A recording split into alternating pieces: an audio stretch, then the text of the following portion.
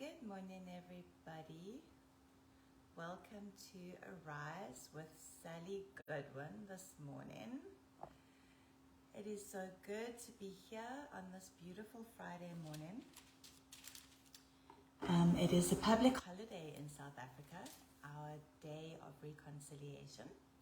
And so I'm not sure how many people will actually join me live because it is a public holiday. So it's a day for people to sleep late or to go and do the things that they don't get the opportunity to do during the week.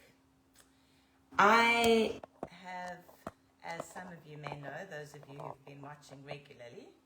Oh, hang on a second, sorry. Just trying to put this in here. I've been having some sound issues. So, good morning, Chantal. Lovely to see you. So, if my sound doesn't seem right to you, please just let me know.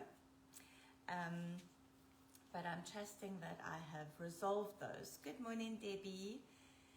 So good to see you, my friend.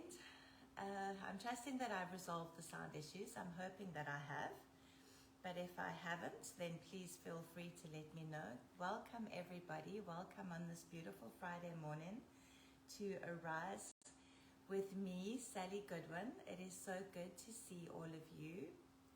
It is a very overcast here where we live, but the sun is shining through the clouds and it still looks like a beautiful day. Good morning, Renee. Lovely to see you. So good to have you ladies on, even though it's a public holiday and you could all be sleeping late or, or doing something else. So thank you for joining me, even though it is a public holiday. It's so good to have you all on. I've missed being on here. I must say, when I don't go live twice, I feel every time when I do go live again, I feel like it's been absolute ages since the last time that I was live. So it is good to be here with you ladies again. I'm hoping that most of you got to watch my sermon on Wednesday. Sorry, I'm losing my days. I hope that most of you went and watched the sermon that I preached.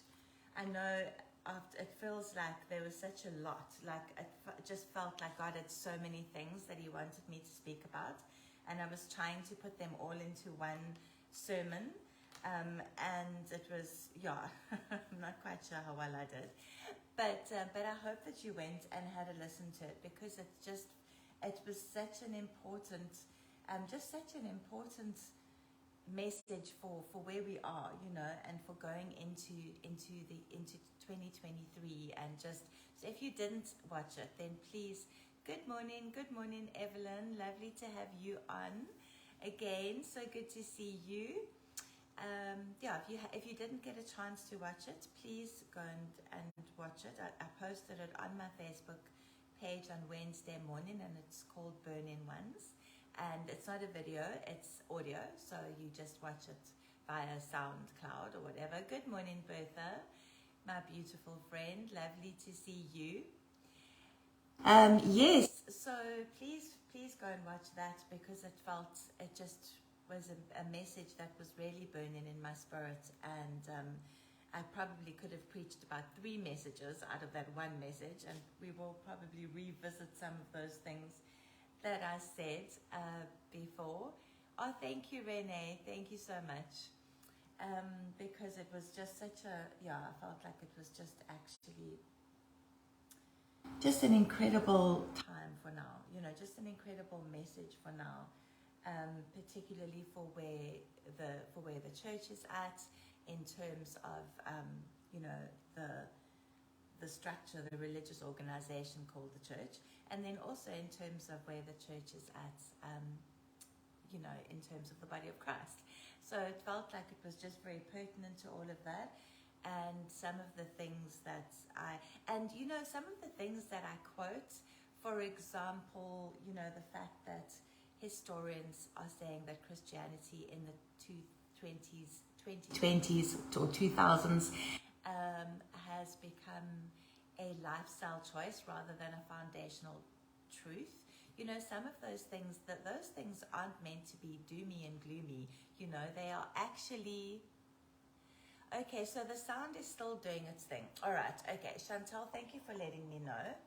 I'm going to unplug the microphone. Oh, hold on. And we're going to see whether the sound is better without the microphone. Okay. Okay, wait. Actually, hang on 1 second.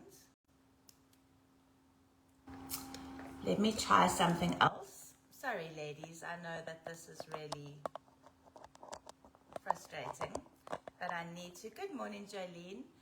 Okay, I've tried something different. So let me know if you can hear me clearly, if the sound is consistent. I'm trying one last thing. If the sound is consistent, just send me a thumbs up. If it is not, then send me a thumbs down. And then I will unplug the microphone and just use my phone microphone. So I'm hoping that it will be better now. But if it isn't, just let me know. Okay, ladies. So let's launch into today's message. What I'm sure that it's 7:08, and I'm sure that many... Is that better? Oh, thank you, Candace. Just keep letting me know if you don't mind, ladies. I'm sorry. It's just I'm trying to get this right. I'm trying to get my setup right in terms of where we live now and recording, and you know, it's all a little bit of a work in progress. And but you know, it's okay as long as you do things with excellence. Yes, I know. So Renee is pointing out I spilt my coffee the other day all over my Bible and my mic and everything, and so it could be that the mic has been damaged. Thank you, Bertha. But I have dried it. I've used a hairdryer. I've replaced the battery. I've done a whole lot of things to try and see whether the mic is salvageable. If it isn't salvageable, then I will get something new. So thank you, ladies. Thank you for being so just thank you for being so good at letting me know these things. You know, we aim for excellence in all of these things. I aim for excellence because we serve an excellent God, but at the same time, I try not to let perfectionism become a thing because it can. So yes, better than, yes, my beautiful friend Candace spilled 2 cups of hot coffee, black coffee, all over her leg and got 2nd-degree burns. So, okay, yay. All right, it's working, ladies. Let's go. Sorry, I now have honestly, these things, I now have a runny nose. Okay, so let us launch into the message. So what I was saying before while I was waiting for people to jump on, but I'm not going to wait any longer because I'm sure because it's a public holiday, there are lots of people who will only watch later, and that is all good. I was just saying that I'm trusting that you watched my sermon from Wednesday. Well, the sermon I preached on Sunday that I posted on Wednesday, because I feel like it's really pertinent for where we are and where we're going. And so in South Africa, for those of my beautiful ladies who watch from other nations, in South Africa, today is the Day of Reconciliation. It's a public holiday, and it is called the Day of Reconciliation. And I think I speak for all my beautiful South African ladies to say that our nation is in desperate need of reconciliation, of restoration, of restitution. It is just in desperate need of Jesus, really, and of God, and we are in desperate need for God to move in our nation at this time. So I think that there is not an intercessor in South Africa that isn't praying for South Africa. And you know, ladies, you just have to look at the news, and I'm not talking about national news, I'm speaking about global news, to see that as a nation, we are not alone. You know, we are not alone in the times that we are going through. We are not, our situation might be unique, the issues we face might be fairly unique. I don't think they're completely unique, but they might be fairly unique. But every nation on the earth at the moment is being shaken in some way or form by God. God is allowing events and things to happen to shake the nations, to shake the very foundations of the nations, that they would turn to Him, that people within those nations would turn to the Lord, because He is the only hope. He is the only hope for our nation. He is the only hope for every nation. And we are seeing God shaking things. And I prophesied a while back when I spoke the word over Kailicha, and then I spoke it again in my sermon, I think. But God has been speaking more and more about it, where God said to me that ancient alliances built, or ancient alliances birthed from the spirit of colonialism, are going to start to fall. And you know, the spirit of colonialism, when I talk about the spirit of colonialism, I mean obviously the negative sides of what colonialism looked like. And if you look at the world, and you look at world history, and you look at how many nations in the world are here due to colonialism, and that colonialism was not necessarily all bad, but there was a lot about it that was not the way God intended things to be. And there were ancient alliances, both spiritual and natural, that originated or were birthed from that spirit of colonialism, from that the movement of colonialism. And those ancient alliances, the evil, the demonic, the ones that were not of God, God is starting to dismantle those. And as that happens, ladies, as that happens, things get shaken. Things around the world get shaken. Things like ancient alliances in the spirit or in the natural are not dismantled without there being considerable shaking in the nations affected by that, and in the nations around the world. So when we know that God is going to move, we know that God is moving for the good of those who love Him and those who are called according to His purposes. At the same time, we also know that there are things that happen where we are shaken. And there have been many prophetic words going out recently about being Goshen, you know. And so in the Old Testament, when the Israelites were enslaved by the Egyptians, they lived in Egypt. Sorry. They lived in Egypt, and they lived in the land of Goshen. And the land of Goshen was, if you read through the plagues that God visited on the Egyptians, there were some of those plagues, not every single one of them. Sorry. Not every single one of them, but some of them that where the land of Goshen was not affected. The one that particularly stands out to me because of what we face in South Africa. Aye.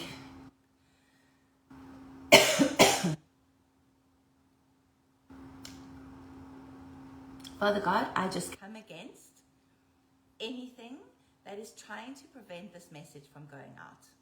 Be it the sound, be it the setup, be it the coughing. I just speak to my voice in Jesus' name, and I declare freedom over it and liberation over it.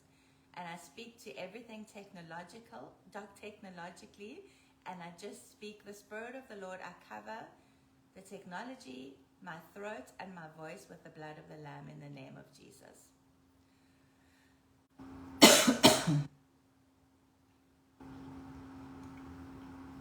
Sorry about that, ladies. But that is just sometimes, it just feels like such an attack when that happens. So, there have been many prophetic words spoken about the land of Goshen. And the one plague that stands out to me is the one where God plunged Egypt into darkness. And, you know, they were in complete darkness, but there was light in the homes of the Israelites in the land of Goshen. And for South Africa, with everything that we are walking through at the moment, with our electricity provider and with load shedding, which for my international friends is when we go without electricity for periods of time, that feels just like a real word of the Lord. So there are many prophetic words about being Goshen, about being people who, when things are shaken, but God protects his people to a degree. He gives them wisdom, he gives them strategies, he gives them solutions to problems, and protects them from some of the shaking that the world undergoes, and also then establishes them in a position to be able to take those solutions out into the world, to be compassionate with those solutions, to bring those solutions forward. So it is a time all over the world, globally, where we need to be so tuned in to Jesus, where we need to be so connected to the heart and the mouth of God, where we need to be so sure of what we are hearing, where we need to be so reliant and specific about our gift of discernment, where we need to be praying for our gift of discernment to be increased so that we know exactly what it is that we are discerning and what we are hearing from the Lord. And so based on all of this, this is the story that God has been just putting in my good morning, good morning, good morning. Good morning, lovely ladies. Oh, thank you for joining me on this public holiday morning. You just gladden my heart. And as my beautiful Bertha friend posted earlier, please like and share. Digital evangelism is a thing, Please like and share. So, I can feel the anointing of the Holy Spirit. Wow. Okay, it's getting hot in here, girls. But, okay, so this is the story that God has been really just laying on my heart, and I want to share it with you ladies this morning. And I need to just find my place once again. I lost it. Okay. So we are in 1 Kings chapter 13. 1 Kings chapter 13. Okay. And this is, so you will understand where I'm going with this. So I'm talking about prophesying over our nations. I'm talking about being Goshen, being people who, while God shakes the nations of the world, there is a degree of protection for his saints who are hearing his voice, who are following his direction, who are bringing resources and solutions to a world that is desperately in need, bringing Jesus, being Jesus, to a world that is desperately in need. And so from here, I want to go on to the 1 Kings chapter 13. Okay. So in 1 Kings chapter 13, it tells us that a man of God, there came a man of God out of Judah by the word of the Lord to Bethel. And Jeroboam stood by the altar to burn incense. So you remember, if you've read, the story of ancient Israel, Solomon had allowed his foreign wives to draw him away from God. As a result, as a consequence of that sin, Israel had been divided into two. There was a split in Israel. So Solomon's divided heart, the consequence of Solomon's divided heart was that Israel was now divided, and there were two separate places, and there was the 10 tribes. The 10 northern tribes were one kingdom, and then the Judah and Benjamin, actually the tribe of Benjamin, were in the other kingdom. And we know that the 10 northern tribes, they had kings who were mainly, every one of them was evil, basically, some just less evil than others, and they eventually disappeared completely. And then there was the two tribes, Judah and Benjamin. But the man that God raised up to actually lead that specific part, the Judah and Benjamin, he actually didn't follow the ways of the Lord, unfortunately, and he walked away from what God had instructed him to do. And so this man, so here comes this unknown, unnamed prophet, and he goes to the altar where Jeroboam, who was king at the time, is going to burn incense, and he cries out and he gives this whole word of warning, and he says that the altar shall be split, and the ashes that are upon it shall be poured out. And when King Jeroboam hears the words of this man of God, which is, complete prophecy against him, he thrusts out his hand and he says to his guards or to his soldiers or to whomever lay hold of him, but the hand that he thrusts out dries up. And then the altar also, it says, was split, and the ashes poured out from the altar according to the sign which the man of God had given by the word of the Lord. And then the king says to the man of God, to this unnamed prophet, pray for my hand that it be restored. And the man of God prays for his hand, and the king's hand is restored. I want you to understand this. This unnamed prophet came to give a message to King Jeroboam, a message which could very well have resulted in him actually losing his life. He took an enormous risk, an enormous step of faith to bring this message to King Jeroboam. He speaks out this prophecy. What he prophesies occurs. The altar splits, the ashes pour out from the altar exactly according to the sign that this man had prophesied. Just imagine that. The altar splits, ashes pour out. This is a sign that occurs right in front of everyone who was watching at the time, including the king. The king wants to grab the man because he is upset about the negative word. His hand dries up. He can't even pull it back towards him, the text tells us. It dries up.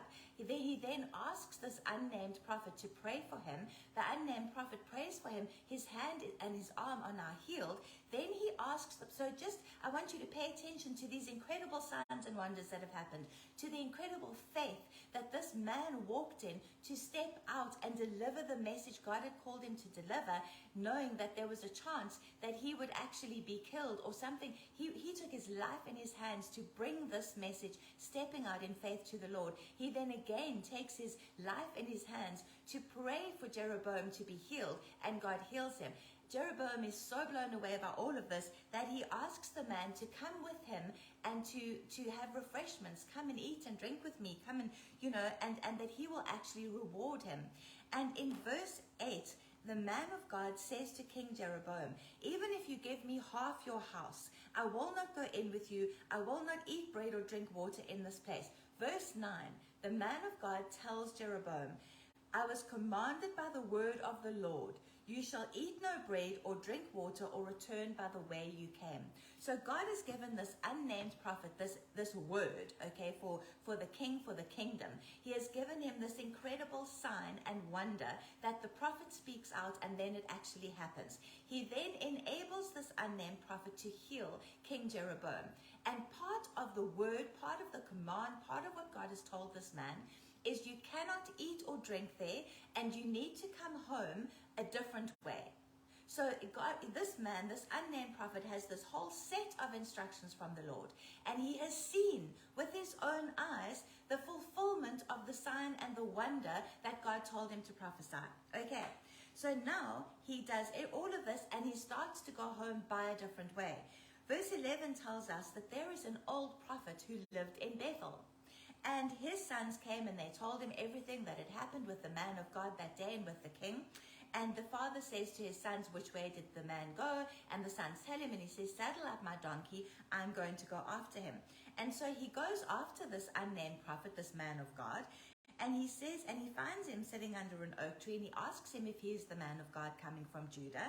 And he says he is. Now, so this old prophet says to the man of God coming from Judah, come home with me.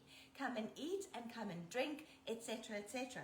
And then this prophet, the unnamed prophet, says to the old prophet, I cannot come home with you because God has told me that I cannot eat and I cannot drink and I need to return home by a different way. All of this he repeats. This old prophet says to him, I am also a prophet. Okay. And the word of the Lord came to me. An angel, it actually says in verse 18, an angel spoke the word of the Lord to me, saying, bring him back with you to your house, that he may eat bread and drink water. So here we have this unnamed prophet who has received this incredible word from God. He has delivered the word. He has seen the signs and wonders. He has the set of instructions from the Lord, okay, which he has obeyed thus far. Now he has this old prophet coming to him, and the old prophet tells him that he has also received a word from the Lord, that actually an angel has visited him with the word from the Lord, and it is different to what this prophet has been told. And the unnamed prophet goes with this old prophet, this old man. But the old man was lying. Now the text doesn't tell you why he was lying. It doesn't tell you whether it was a test for the unnamed prophet, whatever it was. He just, for whatever reason, this is what happens, and this old prophet lies to this man, and this man believes him and goes back with him to his house, eats with him, drinks with him, and then when he eats and drinks with the old prophet then says to him, because you have not obeyed the word of the Lord, you will not return to your grave. You will not return home to be buried. because you have not obeyed the word of the Lord, you will not return home to be buried. And true as Bob, the unnamed prophet, goes off the next day and he gets killed by a lion. The old prophet comes and finds him, takes his body, buries it, and you can read the rest of the story. It's all encompassed in 1 Kings 13. This is what I want to get across this morning, okay, in the story. I want you to understand this. This unnamed prophet got the direct word of the Lord, saw a sign and a wonder occur, saw a healing miracle, had exact instructions from God as to the way to proceed. He proceeded exactly according to those instructions.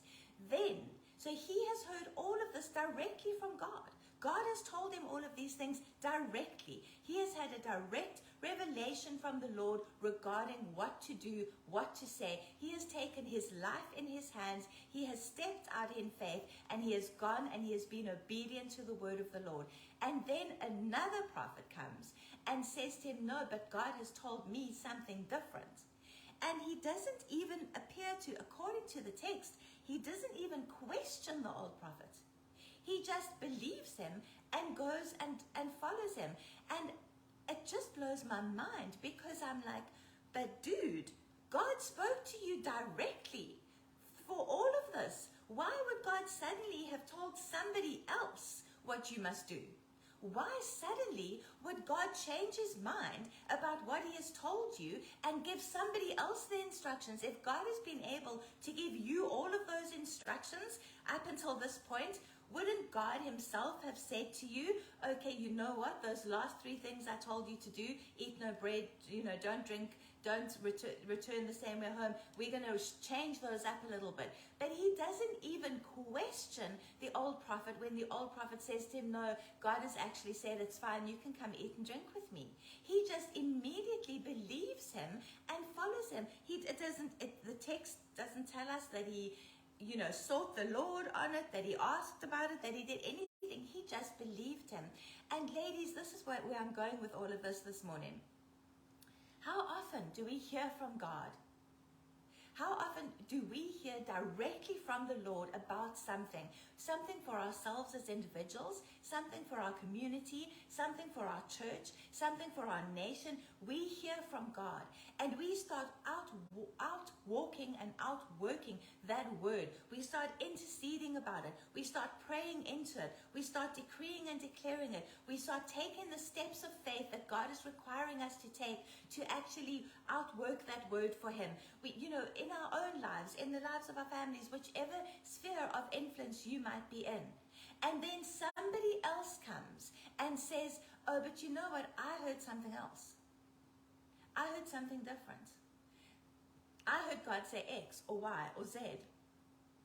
And instead of us going back to the Lord and saying, God, this is what you have told me, but now this person who has now said this, and now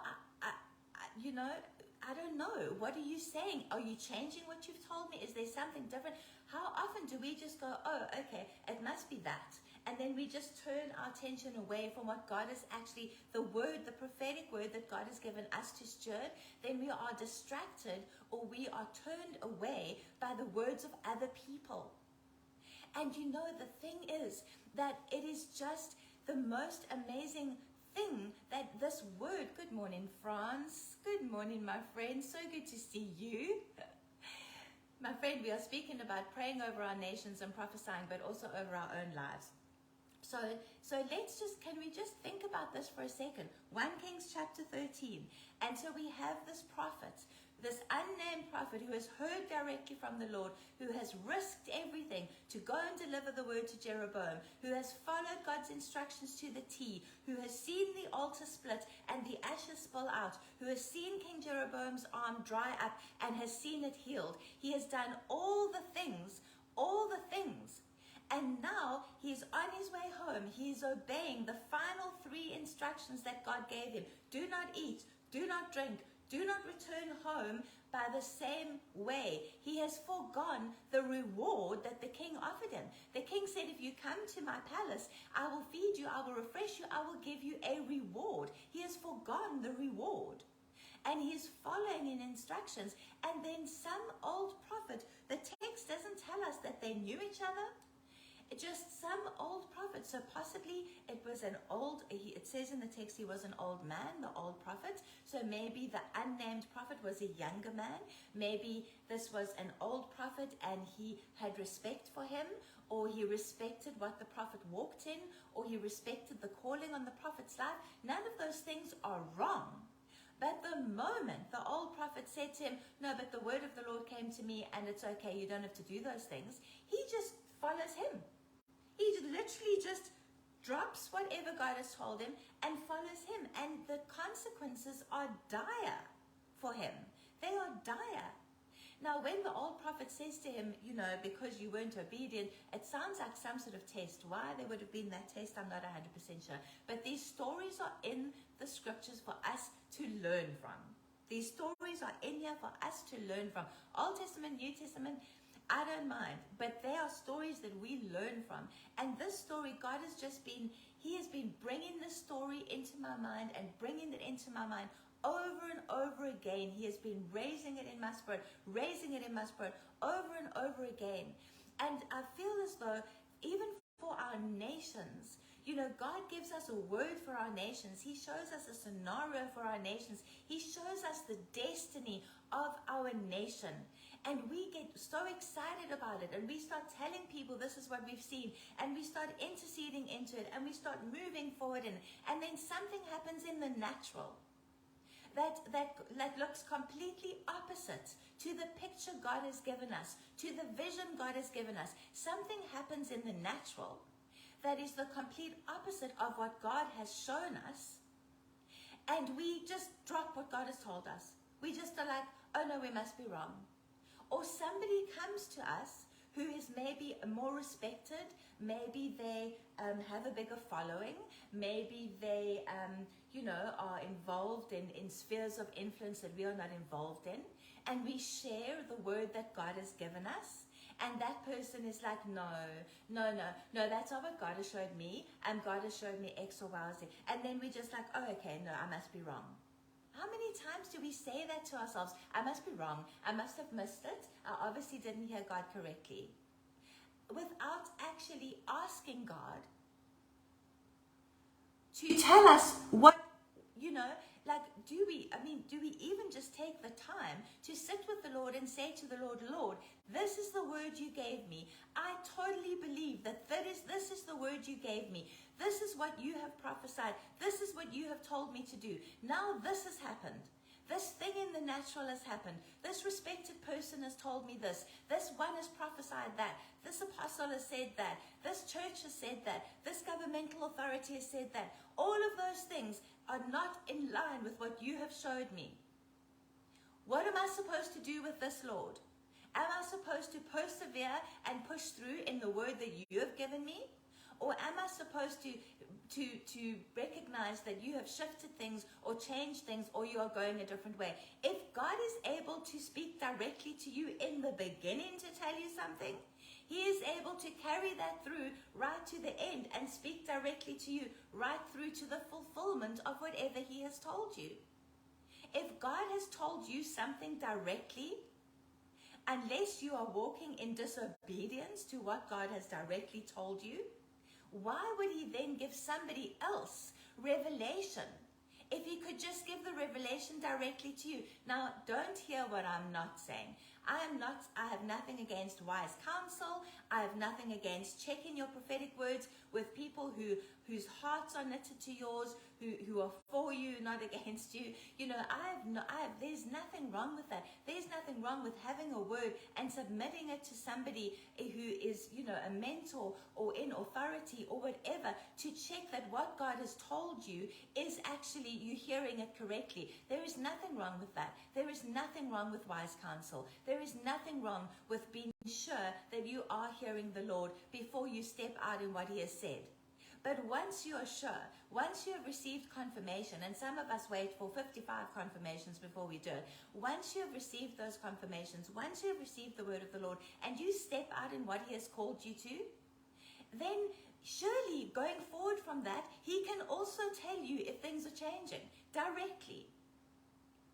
He doesn't need to get somebody else in to actually tell you what is going on. He can actually speak straightforward to you because that is what he was doing before.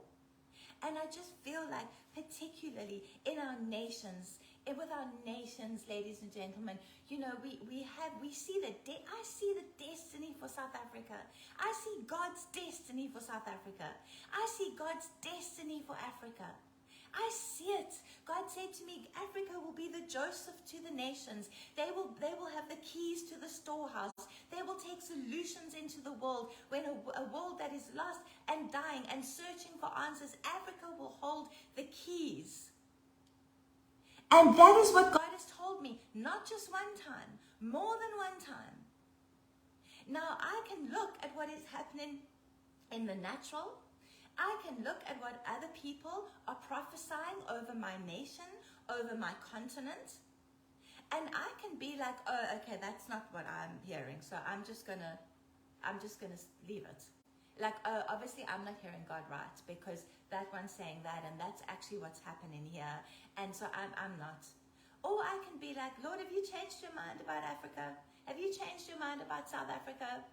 No, not yet? Awesome. No matter what, anybody else out there, with all the love and the honor and the respect in the world, no matter what they are prophesying, no matter what they are saying, I am going to trust in the word of the Lord that he has given me for my nation and my continent until he tells me differently. And I'm not saying that if somebody comes to me and says to me, you know, Sally, this is what you've prophesied, but this is what I'm seeing, and I don't know how those two tie up. I'm not saying that I don't go to the Lord and say to the Lord, okay, Jesus, like, can you help me with this? This is what you've showed me, but this is what this person who I love and I honor and respect has seen. Like, how do they tie up? Sometimes it's just a timing thing. Sometimes God's like, yes, no, that is happening, but that is this timing. This is for that timing. You know, sometimes it's just a timing thing. It's just your word is going to come to pass, but it's going to come to pass in the future. You know, it's not right. It's not for right now, maybe. But the point is that if I just, like that unnamed prophet in 1 Kings 13, if I just drop what God is saying to me and just be like, oh, okay, you know, then, you know, if I just do that, then how am I being obedient to God? How am I being obedient to God? We cannot, ladies and gentlemen, our gift of discernment needs to be operating at 200% right now. We need to not be distracted or drawn into it. Look, it is very good to know what's going on in the world. It is good to know what's going on in your own nation. It is good to know what to pray into. But we need to understand as well that there is an agenda behind news and media that is not always an agenda of truth. It is an agenda of lies and obfuscation and, you know, and putting out a rhetoric or a narrative that is not always the narrative of truth. It is not always the narrative. It is not God's narrative. It is not inspired by the Spirit of truth. So we need to know what is going on in the natural, in the world around us, because we are called to be watchmen on the walls.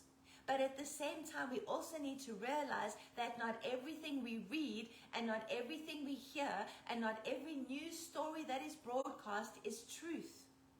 There's often enough truth to make it more or less correct, but there's other stuff in there, political agendas and motivations and greed and all sorts of things.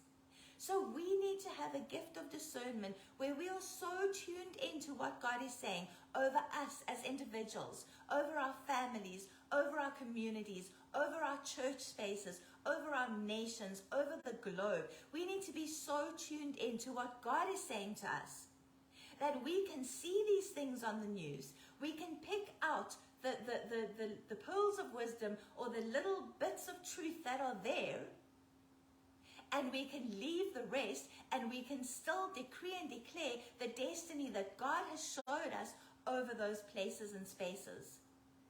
And that we stand in what the truth of what God has told us. We stand in the truth of what God had, the words God has given us. We stand in the truth of the signs and the wonders and the miracles that we have seen God do. that we have seen God do. I'm going to give you an example. South Africa, all of you know, I'm sure, even my international friends, what South Africa unfortunately is often most known for is apartheid, okay? And so apartheid was unrighteous, unjust, just a very dark period in South Africa's history. We now come to the end of apartheid, and apartheid ends. Apartheid is ending. We have this coalition government. We have, we have the space that we're occupying where the government is shifting and changing, and, freedom and liberation to all the people of South Africa, not determined by color, etc., etc. And there are international prophets. This is in 1994. International prophets prophesying that the streets of South Africa will run red with blood because of the violence that is going to come about by the ending of apartheid and the starting of a new era in my nation. Now, what happened in that instance, these international prophecies came out, and the church in South Africa rose up, and they were like, not on our watch. And there was intercession, and there was just people praying, people interceding, people declaring, people do, it was like the church stood up, and they were like, no, not on our watch. We are going to call God into the situation. And that is exactly what happened. Those prophecies that were spoken out over South Africa did not come to pass because the church stood up. So you can say that they didn't come to pass because the church stood up, which is what I've exactly just said. You can also say that there were international prophets who got that wrong. Not they weren't false prophets or anything like that, but you could say that they got it wrong. We don't know. We don't know whether it didn't happen because the church in South Africa stood up. I think that was a large part of it. Or whether it didn't happen in South Africa because whilst international prophets were prophesying doom and gloom scenarios over our nation, prophets within South Africa were prophesying the will and the destiny and the purposes of God over our nation.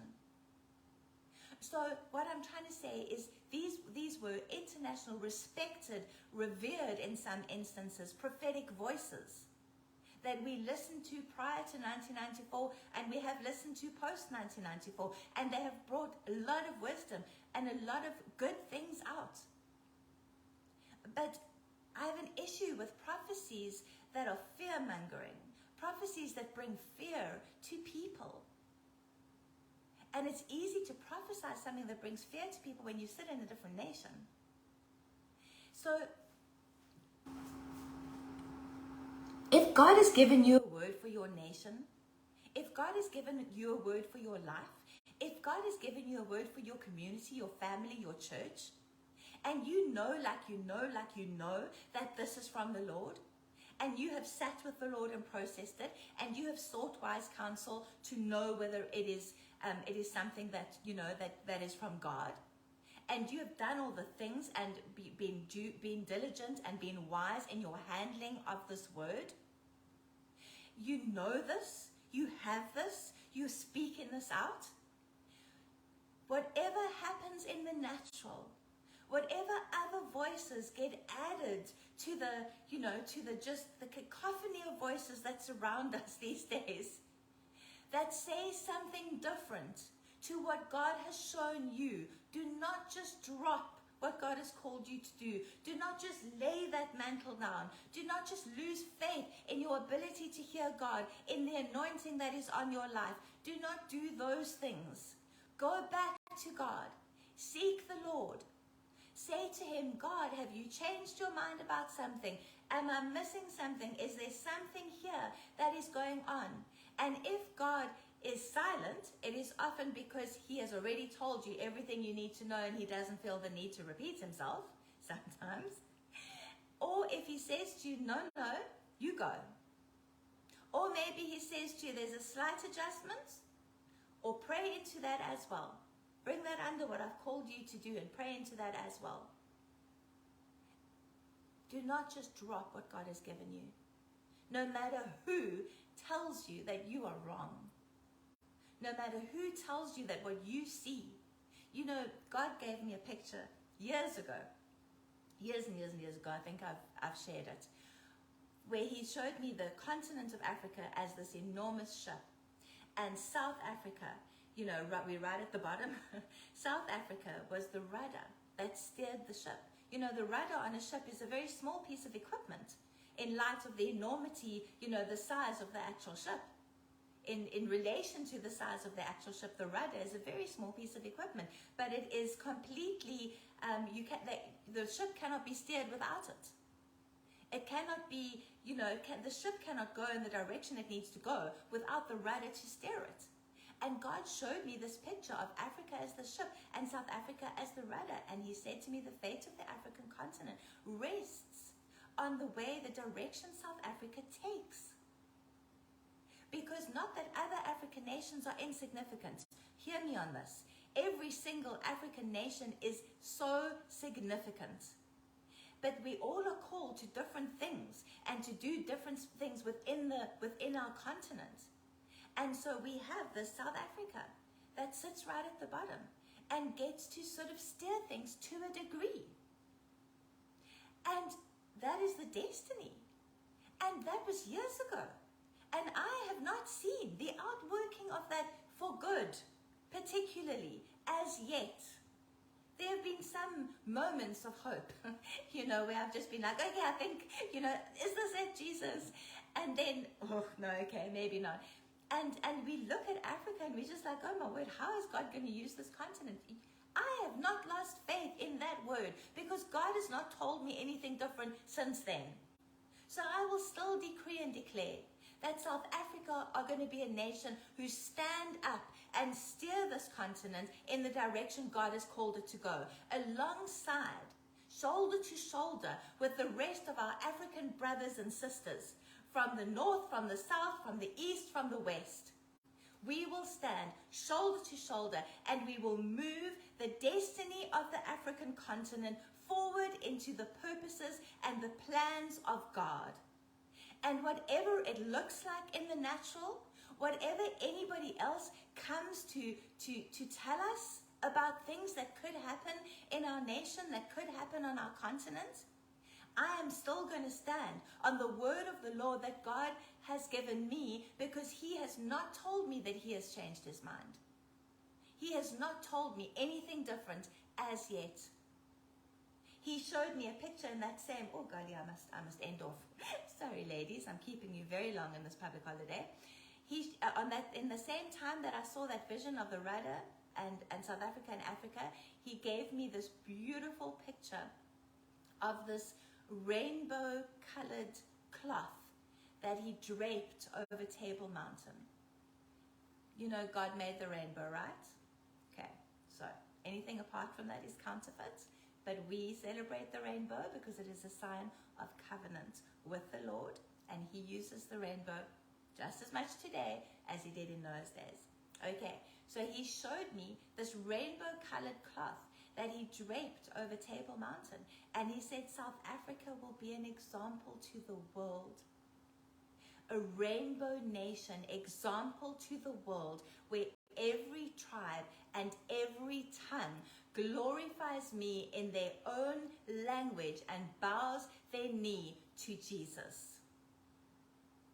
Ladies, no matter what it looks like here, no matter how much darkness we sit in the natural, or how much darkness we see in the spiritual, South Africa has a destiny. Africa has a destiny. Kenya has a destiny. France has a destiny. My precious friend from Australia who watches, Australia has a destiny. My friend from Switzerland who watches, Switzerland has a destiny. America has a destiny. There are destinies, and at the moment the spiritual battle all around the earth is for the destinies of nations. The spiritual battle is for the destinies of nations, which is why the ancient alliances, both spiritual and natural, have got to crumble. If they were birthed out of a spirit of colonialism, they have got to crumble, because the fight globally right now is over the destiny of nations. So don't hesitate. to keep praying the words that God has given you for whomever it is, for you, for your family, community, nation, continent, globe. What does it say? Let your kingdom come. Let your will be done on earth as it is in heaven. A prayer that has been prayed since Jesus walked the earth. Have we seen the outworking of that? No. Do we say, oh, well, Jesus was obviously wrong? No. We stand on those words. Every single believer stands on those words. So, God is bringing his kingdom to earth through you, through the words he's given you, through the things he's asked you to do, for the prophetic acts he's told you to walk out, for the prophetic words he's told you to decree and declare. God is bringing his kingdom to earth through you, through me. And we cannot be distracted by what happens in the natural, and we cannot listen to voices who tell us something different to what God has told us. We cannot afford to do that. Ladies, gentlemen, our ear needs to be right at the mouth of God. Our gift of discernment needs to be right up on high alert, our radar up and out to discern truth from lies. And we keep walking in the word God has given us, and we are not going to be like that unnamed prophet in 1 Kings chapter 13. But we are going to walk in what God has told us is our destiny and the destiny of our nation.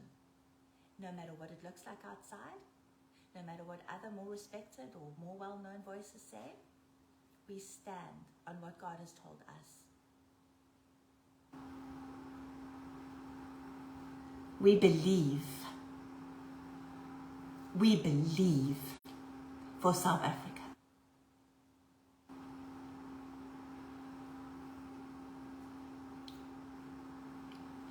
On this day of reconciliation, that our God is a God of reconciliation. He is a God of restoration. He is a God of restitution. And that is the destiny for my nation, for South Africa. That is the destiny for Africa. That is the destiny for France. That is the destiny for Kenya. God's kingdom on earth, through you and through me. In the name of Jesus Christ of Nazareth. Ladies, thank you for joining me on this day of reconciliation in South Africa. Thank you for waking up early to listen to the word of the Lord. Thank you for taking the time to like and share this. I trust that it resonates with each and every one of you. And I just decree and declare that you are going to go forth and be powerful in Jesus' name. I will see you next Wednesday. I love every single one of you, and I'm so grateful. I'm so grateful to have this community, this online community that just gladdens my heart so regularly. Love you all. See you next week.